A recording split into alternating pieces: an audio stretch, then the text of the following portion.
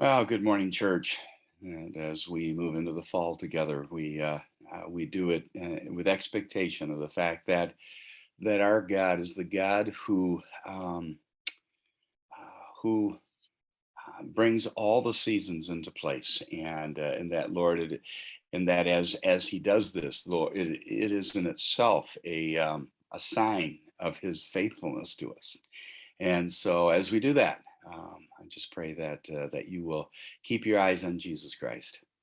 This morning, I want to talk about something that I have noticed happening in our world, and it is the title of it is "How do we identify a slow fade of spirituality?" Um, the action of slow fade in the spiritual world is an act in which the heart of people become distracted by their main source of life, and they slowly move away from real life and get caught up in all kinds of drama in the world. This can happen because of various reasons. One is that we've been so hurt, and the pain becomes the main source of focus instead of the healer of the pain. Another reason is because of life moving ahead in same old mode. A person becomes numb to the movement of the life source of Jesus Christ because nothing seems to be changing.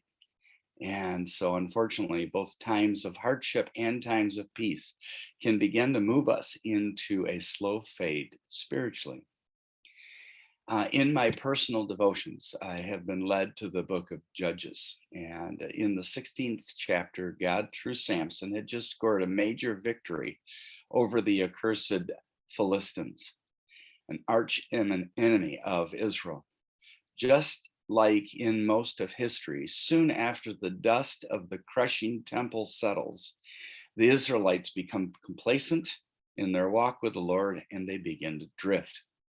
And so, as we get into chapter 17, we see a story about Micah, and he's in the hill country of Ephraim. His mother had found out that somebody had stolen her money, and so she uttered a curse against the thief.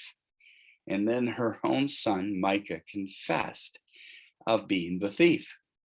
He gave the money back, and instead of honoring God with the honesty of that moment, she takes partial of the money and she takes partial of the silver and she has an idol made out of that.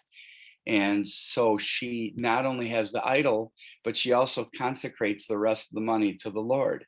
And so a syncretism starts to happen, and where they are saying they're serving God but also serving an idol. And to make matters worse, a Levite happened to be traveling at the time, and he came to the house, and Micah hired him to be the priest over the idol. And a slippery slope into a slow fade spiritually is that you begin to focus on or idolize something other than the Lord. In chapter 18, the Danaanites were looking to gain their own ground. They had not yet got their inheritance from the Lord, and they decided to attack a city that was living in peace and isolated. And so a great evil was coming over and a great greed was coming over the people. As they were on their way to take that town, they came to Micah's house, and they found out that he had a Levite living there, and that the Levite was in charge of the idol. And so they wanted to ensure their victory, and so they took the Levite and they took the idol and said, "Come with us, so that we can be insured in the war." Um, Micah tried to stop them, but he was not strong enough. And so they forged ahead and they actually won the victory. The interesting thing about a slow fade is that you can be successful, falsely successful in life, and even when you're not honoring God. And you can even succeed at doing evil acts. Um, Even when you think that God is behind them, which of course is a lie. And so that's exactly what happened to the people. And so idolatry, and then living out in evil greed. And then chapter 19, evil said had so infiltrated Israel, it had spread like a cancer. And we have this very gruesome story of the Levite and his concubine. She was unfaithful to the Levite and she ran back to her father's house. And her father deceptively tried to keep her. But finally, with much coaxing, the Levite took his concubine and they left. They went to a region of the tribe of Benjamin. And when he went to a certain town in that tribe, he sat on the city square because that was normally what happened when a stranger came and they had no place to stay. They would go to the city square and hoping that somebody would come and say, "Come stay at my home." Um, and so an old man came and met him and said, "You need to stay out of the city square. Why don't you come to my house?" And as they did that, men from the town came to the old man's house and wanted to have sex with the Levite. It was the evil that had gotten so bad that homosexuality was now rampant. And to ward off the men and to kind of satisfy the onslaught of their desire for this Levite, he gave them his concubine. I'm not going to get caught up in the ethics of that, but he did that. And they ended up raping her all night long. And then they basically left her on the doorstep in the morning. And they ended up basically raping her to death. And so the Levite took her body, went back home, and he ended up cutting up her body in 12 pieces and sending it to the heads of all the tribes. When the tribes received the part of her body, they said these words. They said, "Such a thing has never happened or never been seen or done since the day that Israel has come out of Egypt." Kind of the transitional point here is this: idolatry had turned into such an evil that when it was exposed, it shocked the nation. There is a new video out called whatisawoman.com. In that video, top psychologists are asked the question, "What is a woman?" And one of the answers is a woman is only a state in which someone wants to feel like a woman. So America is in this state right now in which it's shocking the depth of idolatry and evil that we have gone to.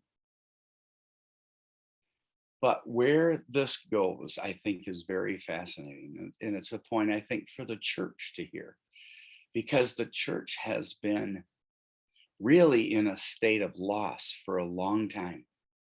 It has been dwindled, it has been reduced, it has, in many instances, been utterly destroyed. Pastors are leaving the pulpit. Pastors have been caught in immorality. It has been something that has continued in a downward pattern. And so, chapter 20 of Judges just really comes this place where all the Israelites on the west side of the River Jordan got together. And this, of course, hadn't happened in a long time. The shock caused them to come together, and they sent a messenger to the tribe of Benjamin to cough up the evildoers. Benjamin would not do it, and so they built an army and gathered their weapons for war. After doing all they could humanly to prepare, they then called upon the name of the Lord. The important point is they didn't go to God first. They first went to their own resolve of how to resolve an issue. And then, as a lasting thought, they went to God. Well, when they went to God, God said, "Yes, you go." And he said, and I want Judah to go first. In that war, Judah lost 22,000 men. They were devastated by the Benjamites. And what this caused was the fact that they then went before the Lord and they wept before God until evening and inquired of the Lord. Now, this is an important point. In that loss, they learned that you have to depend on God solely. And so instead of re-upping their weapons and getting their guys back together again, they went to the Lord and wept before him. Dependency. Then they inquired of the Lord, and he said to them, go up against them. And then Israel as a whole lost 18,000 men, and they were defeated again. Then verse 26 says something very interesting of the 20th chapter. It says, then all the Israelites, the whole army, went up to Bethel, and they sat weeping before the Lord. They fasted that day and brought offerings before the Lord. The Ark of the Covenant was there, and Eleazar, the son of Aaron, was ministering before the Ark. And they seeked the Lord in fasting and in prayer. And they said, shall we go to war? The answer was yes. And they ended up winning the battle against the Benjamites. Why did God allow defeat in Israel's army? Because he was teaching them a great truth about existing spiritually as a family. First, like I said before, we must be dependent totally on God for all the outcome of our effort. Second, we know we are dependent on God when we stand in unity. And I think this is a very important point.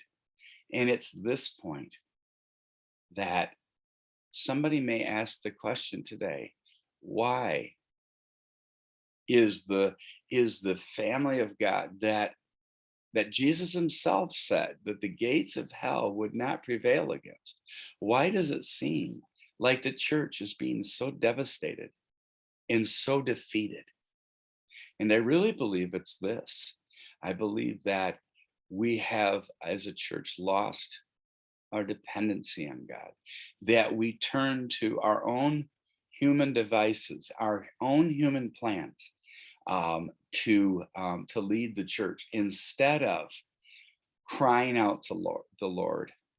I have personally not experienced a whole church crying out to God um, in a very long time, if at all, in my lifetime.